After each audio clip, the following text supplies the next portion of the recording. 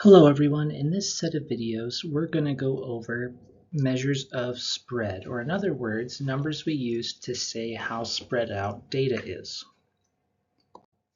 So we're going to do that by first talking about our exploratory activities and how we calculate the MAD. And we're going to talk about how we use it and how we make a special plot that shows variability well called a box plot. You may have done this before, so hopefully making a box plot will be a review. So in the exploratory activities, you looked at these two distributions of mercury levels found in samples of fish.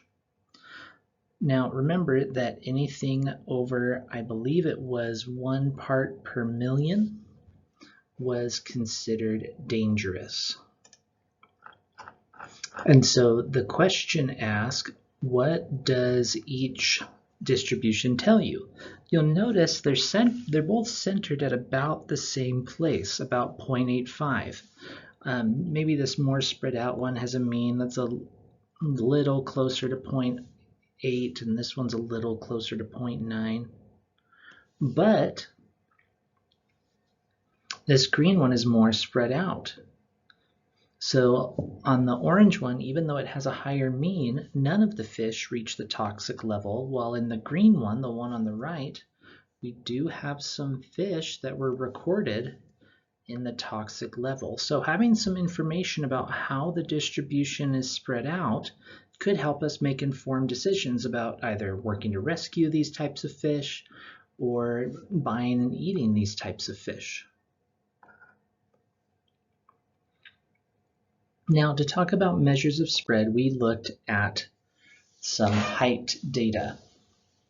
Now, I used a computer program to make a nice dot plot of all these heights. Hopefully you found that they had a mean of 64 inches and a median of 62 inches. So you may remember that this kind of tells us that the mean is being dragged to the right by these higher values, these higher outliers. Now the range we usually say is the largest value minus the smallest value, which in this case is 30 inches. Now if I just gave you these three numbers and you didn't have the plot, you'd know about where the middle is, but you wouldn't know, are the 77 and the 57 the only ones that are way out there? Or are a lot of numbers near the 77 and the 57? So we want to have some sort of simple number that helps us say, yeah, this is how far apart things were. Now, this table is something I've had students struggle with in the past. Remember, the key here is absolute values. So when you did these calculations, you should have noticed that some of them were negative in the straight value minus mean, because these are numbers that are below the mean. That's what those negative values mean. So the value versus mean column helps us not just know the distance from the mean, but the direction. That was kind of one of the big points of having the two separate columns, to help you see that some of these were going to be negative, and that negativity went along with numbers that were below the mean. Now, there is one other reason why we do that.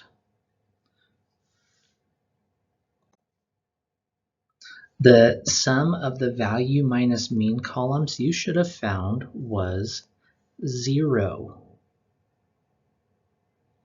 This is because the mean is the leveling out point. In other words, in order to get, one way you can think of calculating the mean is by sharing the numbers from higher numbers with those of lower ones. And that makes it hard to find an average distance from the mean using just value minus mean. Because if I do value minus mean, which is also called the deviation,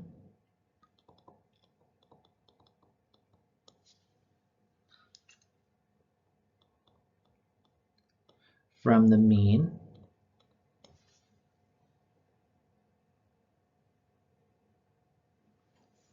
If I just try to find the average deviation from the mean, it's always going to be 0 because that's what the mean is. It balances out. Now, if I take the sum of the absolute deviations, or the deviations that are forced to be positive,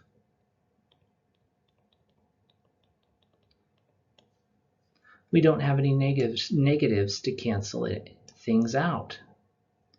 And so you should have gotten something like 94 as the total absolute deviation, because there are no negatives. Now, we find the mean absolute deviation, or MAD, by taking that total deviation and dividing by the number of data points. Why does this give an average mean? This is where we're equally sharing deviations among data points. So this is the idea of equal sharing. Instead of thinking about sharing how much they have, we're sharing their deviations. We're sharing those differences among the data points. And so when we calculate that, we get a MAD of 3.76. Now, what does that tell us? We would say, on average, or usually,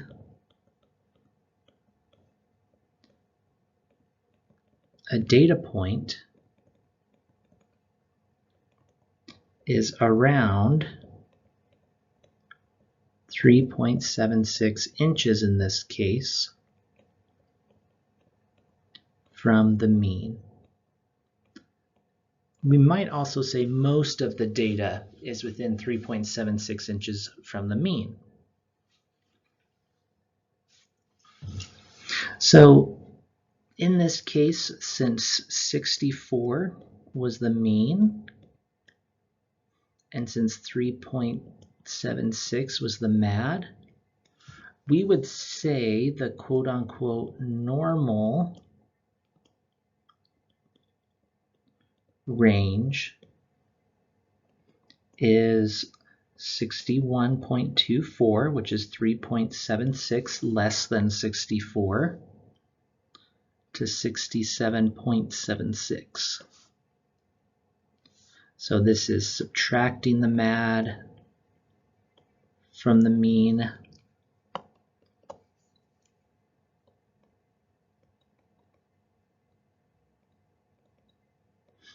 and this is adding the MAD to the mean. We'll use that later to talk about how we define points as abnormal.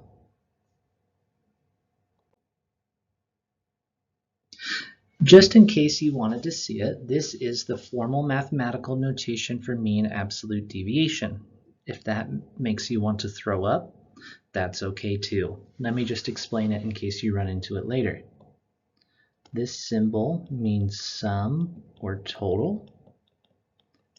Notice that this is our absolute deviation formula.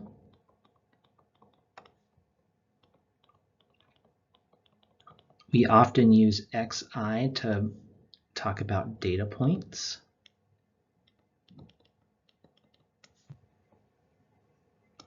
And that x bar is the mean. So we're taking data points, subtracting the mean, and taking the absolute value of that,